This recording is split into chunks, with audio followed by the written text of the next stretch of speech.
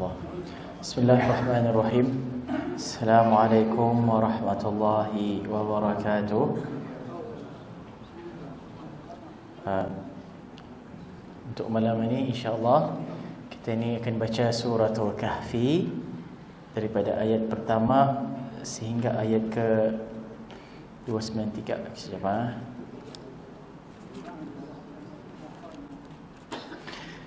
Kita ni akan baca daripada ayat pertama sehingga ayat ke-15. Jadi sementara bis kita buka tu, seperti biasanya kita ni mulakan dengan berzikir kepada Allah Azza wa Jalla insya-Allah.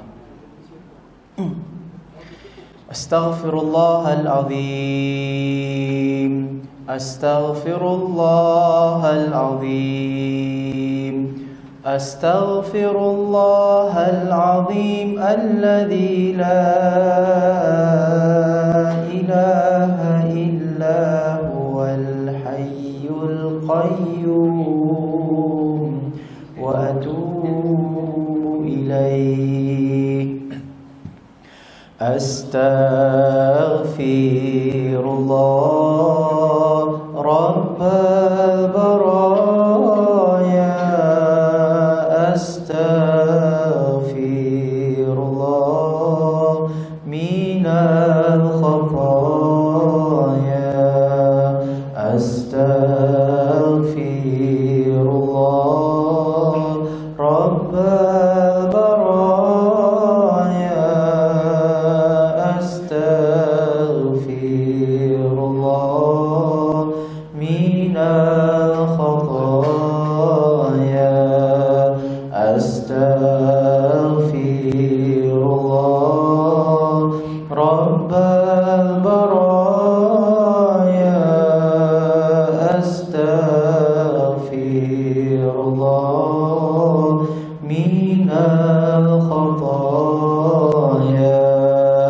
Astaghfirullah rabbal baraya. Astaghfirullah minal khataya.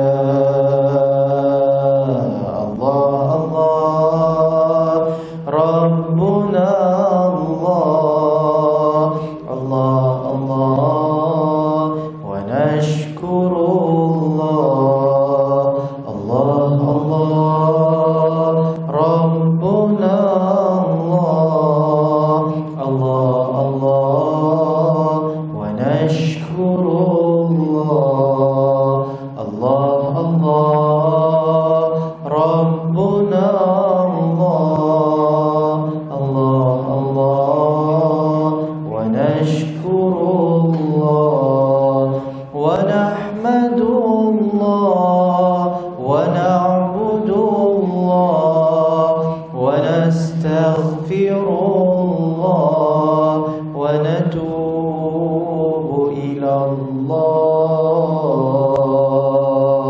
Allah Allah Rabbuna Allah Allah Allah wa nashkurullah Allah Allah Rabbuna Allah Allah Allah wa nashkurullah.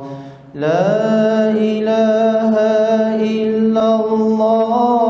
La ilaha illallah.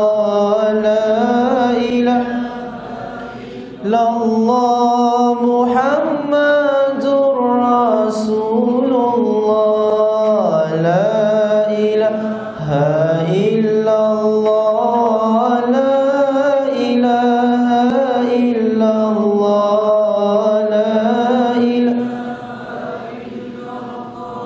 Muhammadur Rasulullah. La ilaha illallah. La ilaha illallah. La ilaha illallah Muhammadur Rasulullah. Ya Allah ya Allah, ya Allah, ya Allah, ya Allah, ya Allah, ya Allah, ya Allah, ya Allah, ya Allah, ya Allah, ya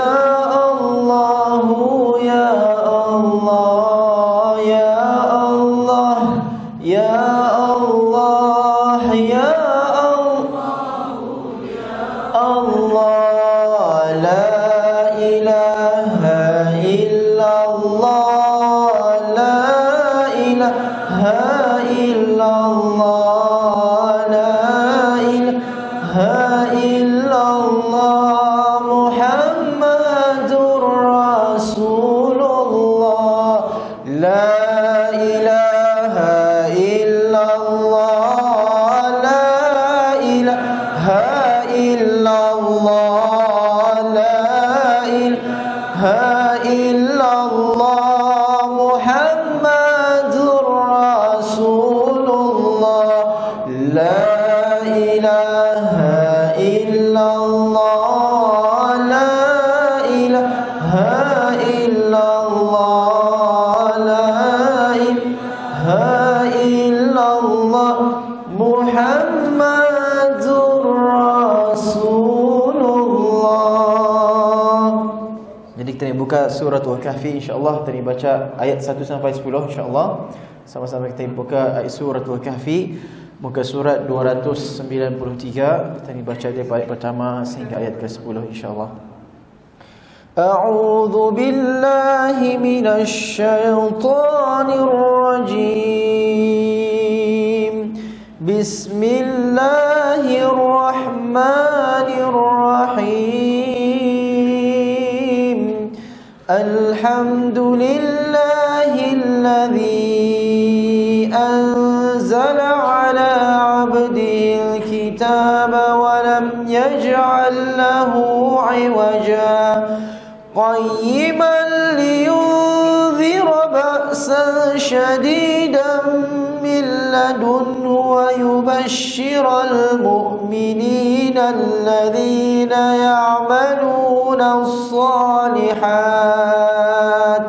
ويبشر المؤمنين الذين يعملون الصالحات أن لهم أجرا حسنا ماكثين فيه أبدا وينذر الذين قالوا اتخذ الله ولدا ما لهم به من علم ولا لآبائهم كبرت كلمة تخرج من أفواههم إن يقولون إلا كذبا فلعلك باخع نفسك على آثارهم إن لم يؤمنوا بهذا الحديث أسفا إنا جعلنا ما على الأرض زينة لها لنبلوهم أيهم أحسن عملا وإنا لجاعلون ما عليها صعيدا جرزا أم حسبت أن أصحاب الكهف والرقيم كانوا من آياتنا عجبا إذ أوى الفتية إلى الكهف فقالوا ربنا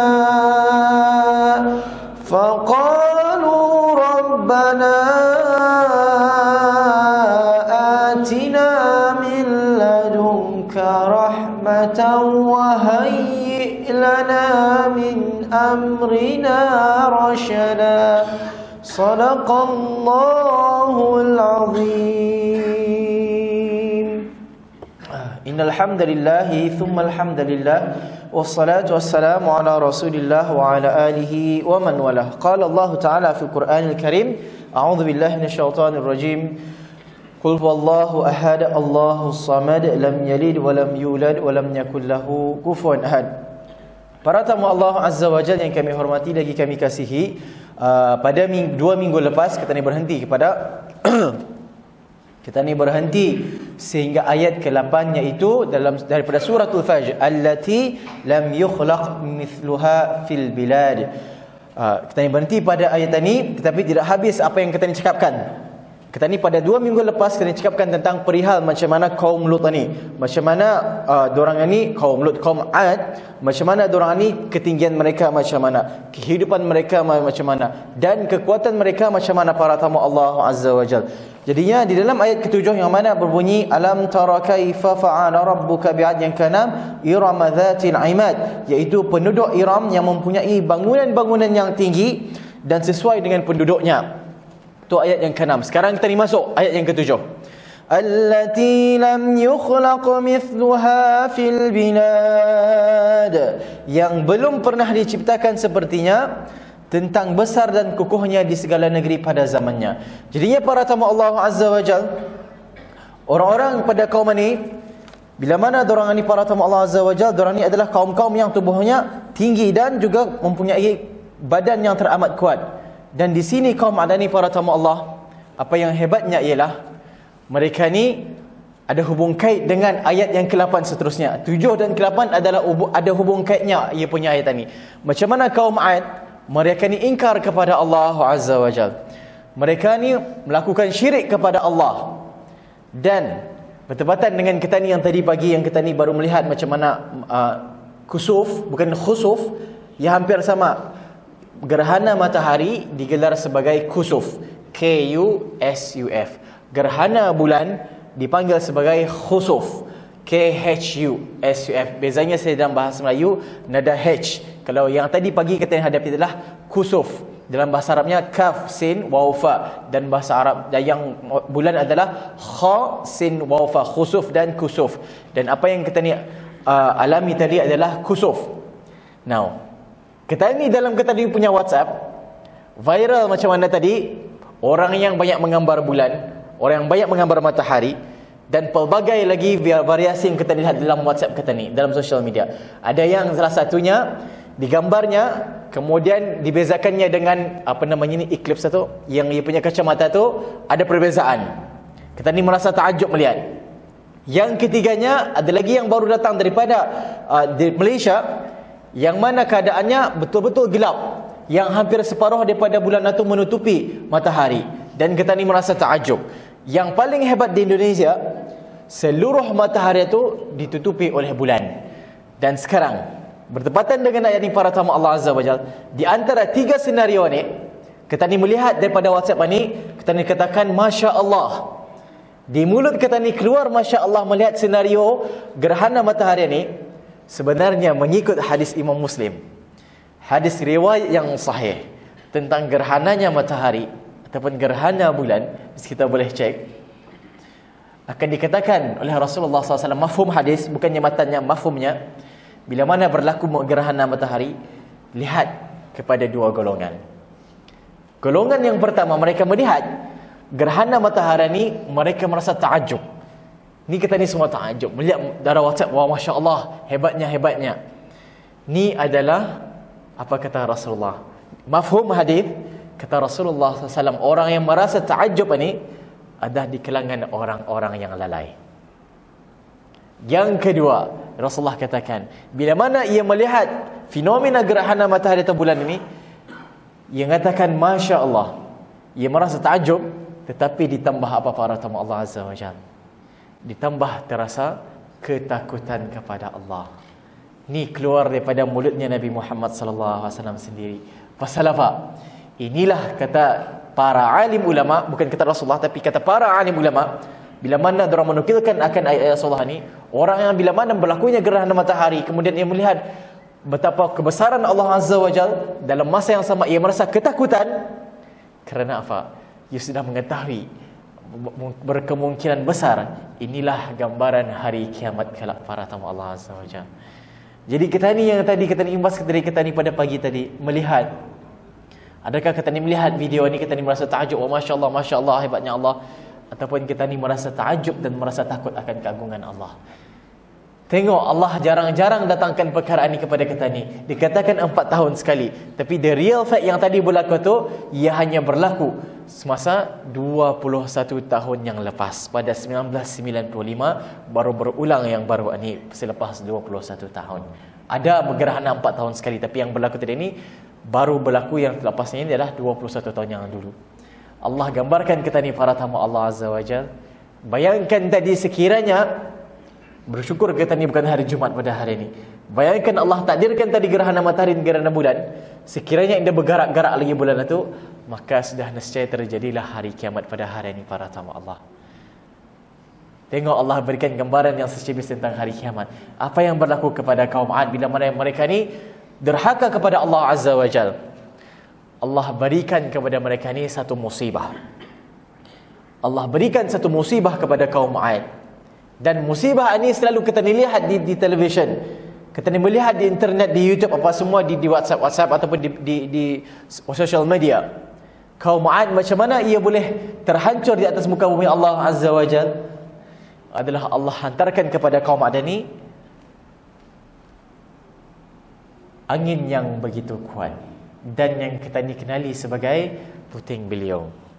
Tetapi para tamu Allah Azza wa Jal, yang kita lihat bila mana kita lihat tornado, hurricane yang berada di TV ataupun YouTube itu, mereka bergerak macam mana di rumah-rumahnya. Tapi itu keadaan sekarang para tamu Allah. Bayangkan ketika mana kaum Ad yang kita pelajari 2 minggu lepas, diorang ni dikatakan badan diorang ni seumpama hampir-hampir menyamai Nabi Adam alaihissalam. Dan Nabi Adam alaihissalam ketika itu ketinggiannya dan besarnya 60 hasta para tamu Allah. Bayangkan macam mana kuatnya angin itu menghancurkan kaum Ad kerana mereka syirik kepada Allah Azza wa Jalla. Dan kata Ibn Katsir, tafsir Ibn Katsir mengatakan macam mana anginan ni boleh menghancurkan kaum Ad. Bila mana terjadinya anginan ni, orang-orang kaum Ad ni serentak dinaikkan ke atas oleh Allah Azza wa Jalla oleh anginan ni. Dalam tafsir Ibn Katsir, kemudian sebaik saja mereka naik, terus berpusing oleh Allah Azza wa Jalla, tukang terbalik, dan kepala ni terus terhentak kepada tanah. Dalam tafsir Ibn Katsir, semua kaum Ad ketika itu meninggal dunia para tamu Allah Azza wa Jal kerana kesyirikan mereka kepada Allah Azza wa Jal. Itu yang pertama dalam suratul Fajr, tentang macam mana Allah menghancurkan kaum Ad dengan hanya menghantar angin. Dan anginan ni para tamu Allah yang kita katakan tadi, bila mana mereka ni dinaikkan oleh Allah, kemudian terbalik dan kepala menghantam ke lantai, macam mana batahnya mereka berada di atas anginan ni para tamu Allah, di awan ni. Dikatakan dalam tafsir Ibn Katsir, riwayat yang sahih, kaum Ad telah dinaikkan oleh Allah Azza wa Jalla kerana angin ini selama 7 malam dan 8 hari. Selama 7 malam dan 8 hari mereka telah diberikan bala oleh Allah Azza wa Jalla. Satu, apa kata Allah Azza wa Jalla dalam Quranul Karim? Kuntum khairu ummah. Sungguhnya kita ni umat Nabi Muhammad, umat yang teramat baik. Pasal apa? Allah berikan rahmat yang melimpah ruah ke atas kita ni para tamu Allah. Allah berikan barakah dan rahmat ke atas umatnya Nabi Muhammad sallallahu alaihi wasallam. Bayangkan kaum-kaum yang terdahulu, contohnya saja kaum Ad, Allah berikan bala directly, instantly, on the spot, diberikan angin dan naikkan ke atas angin selama 7 malam dan 8 hari berada di atas ini, terbang-terbang tempat Arab, kemudian gugur pada hari yang ke-8 dan pecah semua kepala mereka para tamu Allah Azza wa Jalla. Itu ayat yang kedua. Puak yang pertama di dalam suratul Fajr. Puak yang kedua para tamu Allah Azza wa Jalla, iaitu ayat yang ke-9. Ayat yang ke-9 daripada suratul Fajr. Wa thamudal ladzina jabus sakhra bil wad. Wa thamudal ladzina jabus sakhra bil wad.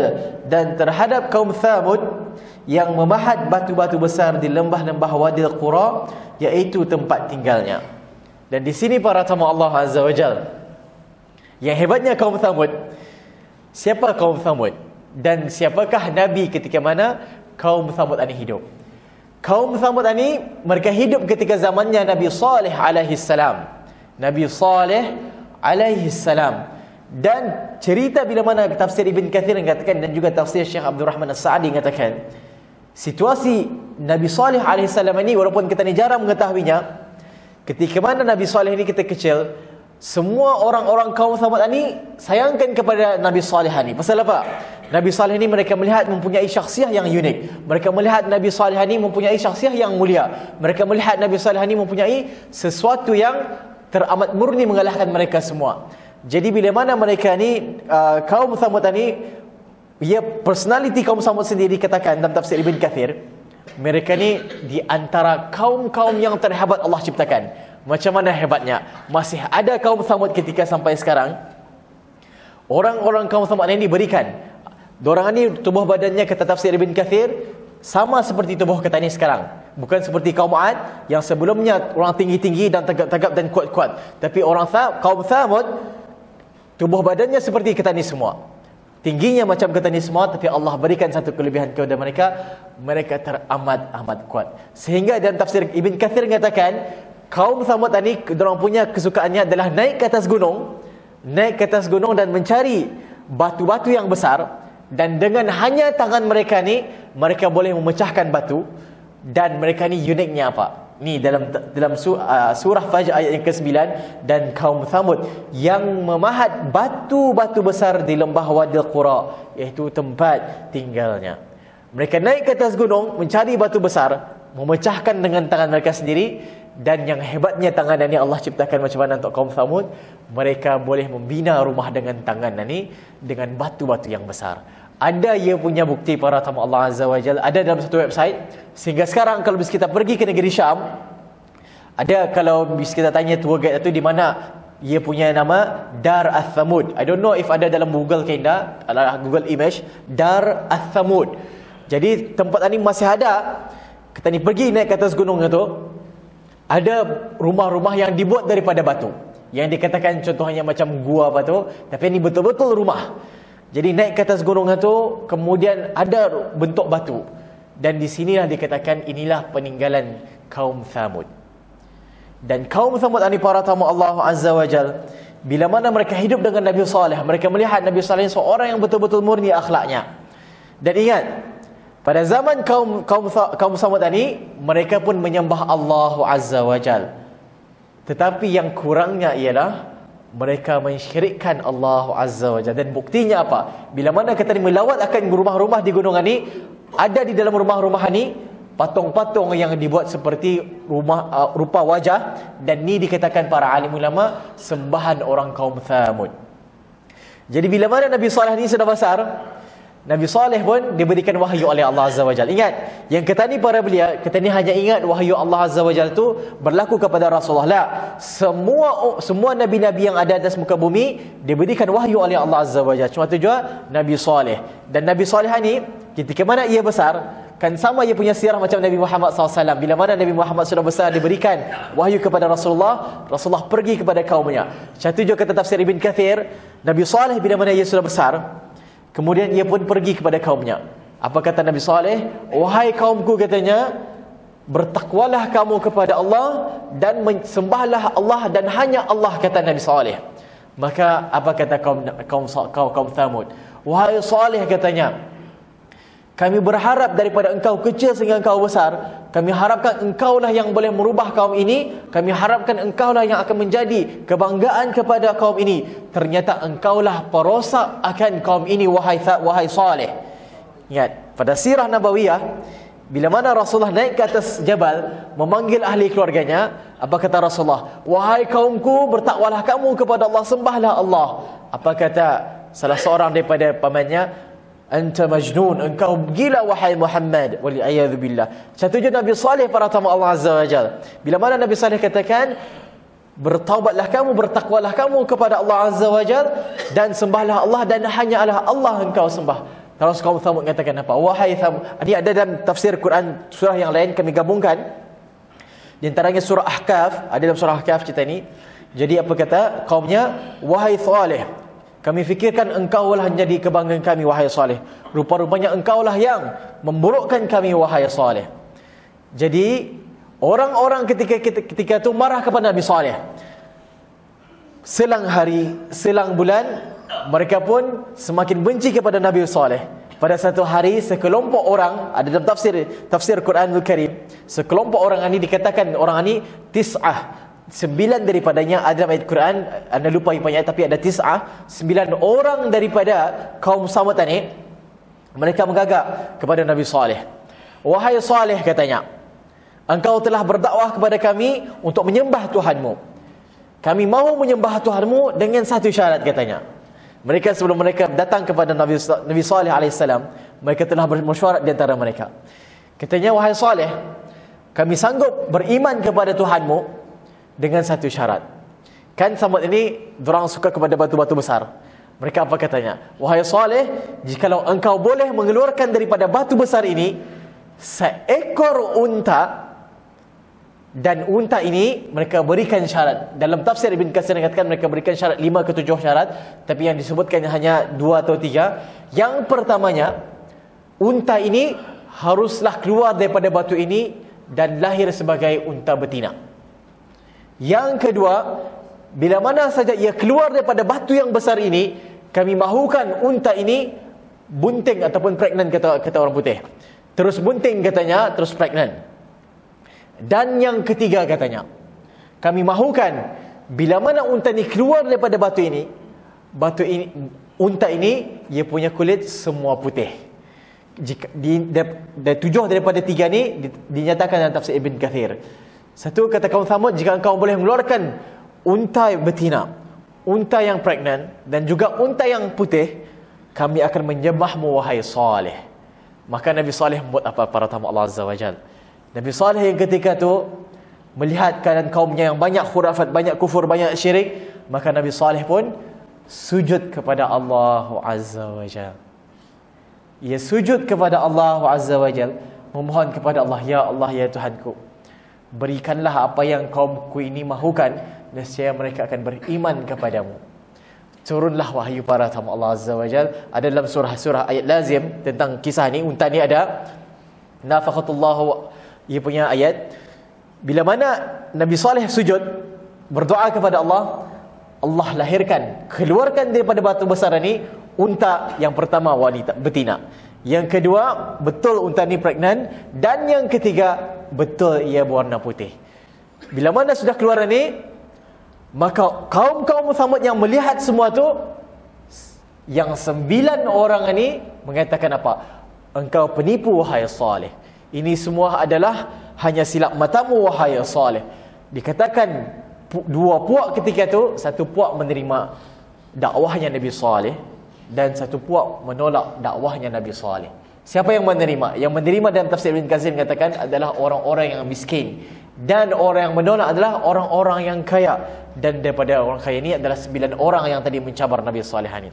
Maka apa kata Nabi Saleh? Wahai kaumku, engkau telah melihat sekarang telah keluar daripada batu ini seekor unta betina, dan ia telah pun terus bunting dan juga ia berwarna putih. Sekarang sudah turn untuk kamu beriman kepada apa yang aku dakwahkan kepada kamu. Setengah yang tadi orang ini tidak mahu beriman kepada Nabi Saleh. Maka apa kata Nabi Saleh? Wahai kaumku, katanya, terutama kepada orang yang menerima dakwahnya Nabi Saleh, aku tidak memaksa kamu untuk menerima dakwahku, tetapi janganlah engkau kacau akan unta ini. Maka kata kaumnya, kacau macam mana ataupun ganggu macam mana, wahai Saleh, katanya. Unta ini, katanya, ada dalam ayat Quran Karim, ia ini akan meminum daripada telaga di hujung kampung ini. Dan bila mana unta ini meminum daripada telaga ini, tiada seorang pun daripada kaum ini boleh mengacau atau mengganggu akan unta ini meminum daripada telaga itu, kecuali pada keesokan harinya, itulah masa kamu untuk mengambil semua air-air yang berada di sana. Maka orang-orang kampung ini bermesyuarat. Katanya, sekiranya kalau unta ni sehari penuh di sana dan kata ni anda boleh mengambil air, macam mana kita akan ambil yang air? Setelah bermesyuarat, maka bersetuju ke atas plan Nabi Saleh. Maka kata kaum Samud, wahai Saleh, katanya, kami bersetuju, katanya. Bila mana untamu ini meminum daripada telaga, kami tidak akan mengacau, kami tidak akan mengganggunya. Jadi keesokan harinya, unta ini pun pergi ke hujung kampung, ke telaga.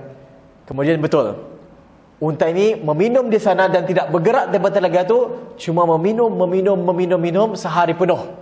Sampailah orang kampung ini melihat daripada jauh, unta itu tidak bergerak. Keesokan harinya, dalam tafsir Ibn Katsir yang sahih, keesokan harinya, unta itu pun pergi. Maka orang-orang kaum Samud tadi pergi ke telaga itu untuk melihat adakah sudah habis keindah air yang dalam telaga itu. Maka dilihatnya para tamu Allah Azza wa Jalla. Telaga yang besar tu, bila mana semua kaum Nabi Samud pergi ke sana, ternyata air ini terbelah dua. Macam mana terbelah dua? Unta yang tadi ini dikatakan tidak boleh dikacau dan diganggu, rupa-rupanya ia menahan di sana. Bila mana ia mengambil air itu, ia mengeluarkan semula. Dan yang dikeluarkannya semula ni adalah, bila mana ia minum air, dikeluarkannya semula susu yang manis untuk ahli kampung atau kaum Thamud. Anugerah daripada Allah Azza wa Jalla. Terbahagi daripada dua. Telaga yang besar, separuh air biasa, separuh susu yang dikeluarkan oleh unta. Kemudian orang yang melihat keajaiban ini, makin ramai orang yang masuk Islam. Dan masih degil seperti mana dalam firman Allah Azza wa Jalla, 9 orang daripada yang mencabar Nabi Saleh ini masih mengatakan ini adalah sihir dan silap mata daripada Nabi Saleh katanya. Maka mereka pun melihat akan unta ni. Sehari mereka biarkan, esoknya giliran kaumnya, esoknya giliran unta ni, esoknya giliran kaumnya lagi, sampai dikatakan tafsir Ibn Katsir mencecah seminggu ataupun 2 minggu. Mereka biarkan para tamu Allah Azza wa Jalla. Dan salah seorang daripada mereka pun berniat jahat. Katanya, wahai kaumku, katanya, wahai rakyat di sini, tengok macam mana telah ramai orang beriman kepada dakwahnya Nabi Saleh. Telah ramai orang yang beriman kepada dakwahnya Nabi Saleh. Maka yang 9 orang ini para tamu Allah Azza wa Jalla, mereka katakan apa? Kalau begitu wahai si fulan, katanya, mari kita bunuh saja akan unta ni. Di sana para tamu Allah Azza wa Jalla, salah seorang menyatakan dia punya hasrat untuk membunuh. Siapa namanya? Namanya adalah Qudar bin Salif. Qudar bin Salif ini katakan, kalau begitu mari kita bunuh akan unta ini supaya orang tidak beriman lagi kepada Nabi Saleh. Maka yang orang yang lain ini, 8 orang daripada mereka dan juga pengikut-pengikut yang lain katakan, kami setuju denganmu wahai Qudar. Bunuhlah akan unta itu supaya tidak ramai lagi orang beriman kepada Nabi Saleh. Maka mereka pun menggagak unta itu, kemudian membunuh akan unta ini. Dibunuhnya unta, sampai khabar kepada Nabi Saleh. Nabi Saleh yang ketika itu kesedihan, memberitahu kepada kaumnya, wahai kaumku, katanya, wahai kaum Thamud yang durhaka kepada Nabi Saleh, engkau telah melanggar janji-janjiku, dan maknanya engkau telah melanggar janji-janji Allah Azza wa Jalla. Sekarang katanya, kerana engkau telah menjanji semua apa yang telah aku katakan, tunggulah selama 3 hari, nescaya akan turun bala kepadamu wahai kaum Thamud. Keluar daripada kata-kata Nabi Saleh. 9 orang tadi ni ada dalam tafsir Ibn Katsir, bisa kita cek dalam Google apa tu. 9 orang ni sudah rasa sangsi dan rasa indra nyaman hati. Masa mula-mula dikatakan mereka membunuh pada hari Rabu dan tafsir Ibn Katsir. Malam itu Qudar bin Salif yang paginya membunuh unta, pada malam itu mengatakan apa? Wahai kaumku, katanya, jikalau benar apa yang dikatakan oleh Saleh, dia telah mengeluarkan daripada batu yang besar unta yang mengikut syarat-syarat kata ni, katanya. Dan unta ini telah memberikan satu keajaiban, mengeluarkan susu-susu yang manis, katanya. Dan aku takut, katanya, kata Qudar bin Salif, aku takut nescaya selepas 3 hari, betul kata Saleh, kata ni akan ditimpa oleh satu bencana daripada Tuhannya Saleh, katanya. Maka apa yang berlaku? Masuk hari Khamis. Dalam tafsir Ibn Katsir mengatakan, bila mana masuk hari Khamis, wajah mereka ni, yang kita ni tahu wajah orang Arab ni putih, dikatakan bertukar menjadi kuning.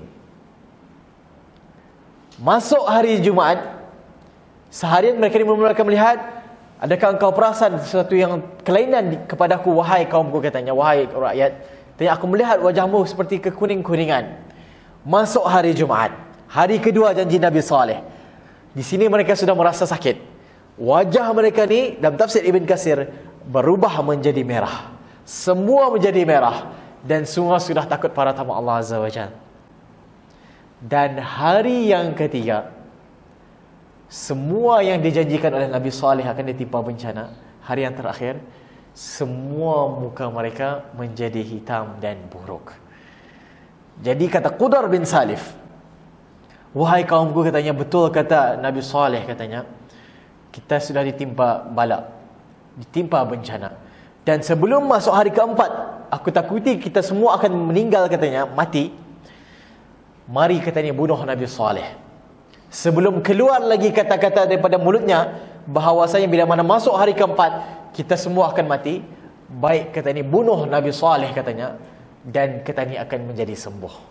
Dan di sinilah para tamu Allah Azza wa Jalla, semua 99 orang ini pada malam hari itu sebelum masuk hari keempat, semua menyelinap masuk ke rumah Nabi Saleh dan mahu membunuh Nabi Saleh alaihi salam. Dammarallah tadmira. Bila mana mereka ni hendak membunuh, dan juga plan-plan mereka untuk membunuh Nabi Saleh alaihi salam, maka Allah berikan satu bencana kepada kaum Thamud. Bila mana mereka hendak masuk kepada rumahnya Nabi Saleh alaihi salam, tiba-tiba rupa yang buruk ini dalam tafsir Ibn Katsir katakan, semua dengan serentaknya bila mana akan membunuh Nabi Saleh, Allah terus jadikan semua kaum Thamud ini terus meninggal dengan serentak. Tengok para tamu Allah Azza wa Jalla, ni kaum Thamud, ni kaum Thamud. Macam mana Allah boleh jadikan orang yang niatnya sudah buruk dan tidak mahu bertaubat kepada Allah Azza wa Jalla, terutamanya kata ni para tamu Allah, kita ni tahu, kita ni melakukan sesuatu khilaf, satu ingkar, dan kita ni tahu bahawa perkara ini salah di sisi Allah Azza wa Jalla, dan kita ni tahu bahawa kalau kita ni keep on doing it, Allah tu akan turunkan bala. Tapi kita ni melawan Allah Azza wa Jalla. Ni pernahkah kita ni tahu sebenarnya dalam Al-Mutasawwif, kenapa Allah tu diberikan namanya, disebut namanya Allahu Ta'ala? Bukan diberikan, kenapa kita ni sebut nama Allah, Allah Subhanahu wa Ta'ala. Allah dan Maha Suci Allah wa Ta'ala. Apa maksud Ta'ala para tamu Allah? Dan Al-Mutasawwif mengatakan Allah itulah yang terpaling tinggi. Dan ada satu sifat manusia yang lain ni, bila mana kita ni mengetahui kita ni membuat sesuatu yang salah, tapi kita ni cabar Allah, kita ni cabar Allah, kita ni cabar Allah, inilah yang dinamakan kita ni orang yang ta'ali. Dan yang mana Allah kita ni sebut namanya Allah Subhanahu wa Ta'ala. Kalau kita ni mencabar Allah, kita ni disebut sebagai at-ta'ali. Apa maksud ta'ali? Orang-orang yang mencabar Allah Azza wa Jalla. Dan ingat, kalau semua janji Allah itu amat tepat para tamu Allah, kita ni cabar Allah Azza wa Jalla, hidup kita ni indahkan ke mana? Kita ni cabar Allah Azza wa Jalla, kita ni tahu kita ni berada dalam maksiat, kita ni tahu kita ni berada dalam khilaf.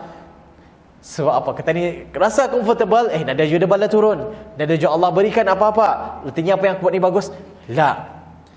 Bila mana bala itu turun kepada kita ni para tamu Allah, semua kita ini akan hancur dalam sekelip mata. Dan kaum yang ketiga adalah kaum Fir'aun, yang mana dalam ayat yang ke-10, ini panjang ceritanya, insyaAllah kita ni akan sambung pada minggu hadapan, Isya pukul 7.42 43, 42. InsyaAllah kita ni akan katakan sedikit tentang Fir'aun ini, yang mana ayatnya berbunyi, wa fir'auna dzil autad الذين طغوا في البلاد فأكثروا فيها الفساد فصب عليهم ربك سوط عذاب إن ربك لبالمرصاد. Dan terhadap Fir'aun yang menguasai bangunan-bangunan yang handal kukuh, semuanya itu adalah orang-orang yang bermahajir rela di negeri mereka, lalu mereka melakukan dengan banyaknya kerosakan dan juga bencana negeri itu. Dengan yang demikian Tuhanmu mencurahkan ke atas mereka berbagai azab. Sesungguhnya Tuhanmu tetap mengawas dan membalas. Kita ambil sedikit malam ini insya-Allah dalam masa 5 minit ini tentang Firaun, yang kita ni mengetahui macam mana kita diceritakan di sekolah agama ataupun cerita-cerita tentang Firaun. Yang satu kisah yang amat famous, bila mana Nabi Musa alaihissalam dengan kaumnya dibubut oleh Firaun laknatullah. Maka apa yang terjadi? Yang kita ni semua tahu. Maka Nabi Musa alaihissalam menghentakkan dia punya menghentakkan dia punya tongkatnya ni, dan lautan ni terbelah menjadi dua. Dan Nabi Musa alaihissalam dan kaumnya pun berjalan daripada lautan ni, sehingga ni ketika ni sebenarnya Firaun laknatullah dia menyedari akan perkara ini.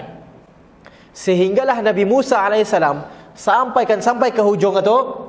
Kemudian Firaun baru perasan bahawa Nabi Musa melarikan diri dengan kaumnya. Maka kata Firaun melihat ini, Firaun laknatullah melihat laut yang dibelah dua ni. Apa kata Firaun? Katanya betapa hebatnya akan sihir Musa katanya. Ingat, bomoh yang terpaling kuat adalah pada zaman Nabi Musa alaihissalam. Dan pernah bila mana kami mengubati salah seorang pesakit di Garbul Salam, telah masuk seorang jin.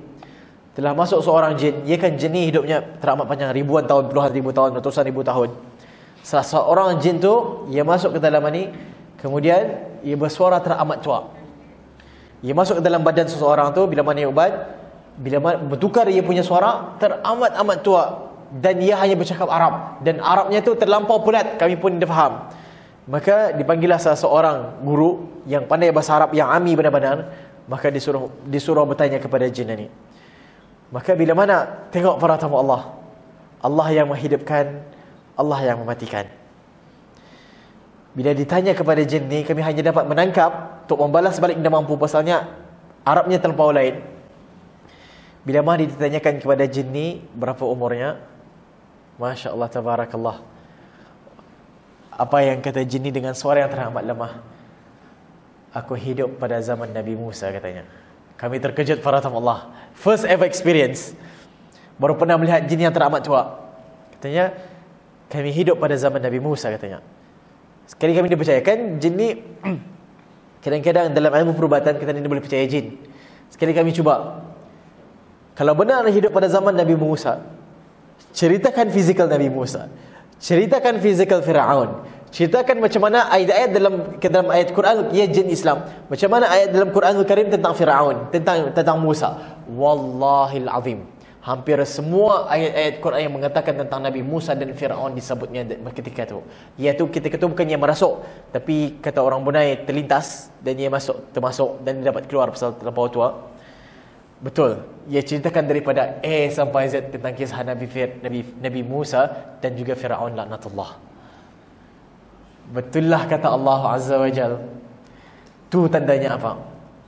Betullah kata Allah Azza wa Jal, semua cerita-cerita kaum-kaum yang terdahulu tu bukanlah cuma hiburan semata-mata, dan bukanlah langsung hiburan, tapi itu adalah untuk hidayah kepada kita ni para tamu Allah Azza wa Jal. Yang kita ni selama ni dia ingat tentang kisah-kisah Nabi-Nabi yang terdahulu, kaum-kaum yang terdahulu. Yang jin ni katakan apa? Antum katanya, umat Nabi Muhammad adalah umat yang terpaling senang katanya. Umat yang Allah katanya paling sayang. Hatta jin mengetahui para tamu Allah Azza wa Jalla. Ia ceritakan bermula kami sangsi betul kaidah ia hidup pada zaman Nabi Musa. Ia ceritakan A sampai Z tentang Nabi Musa, tentang Firaun. Wallahil azim, betapa hebatnya Allah Azza wa Jalla. Yang kita ni dengaran ni pun giling-giling mendengar jin yang boleh hidup.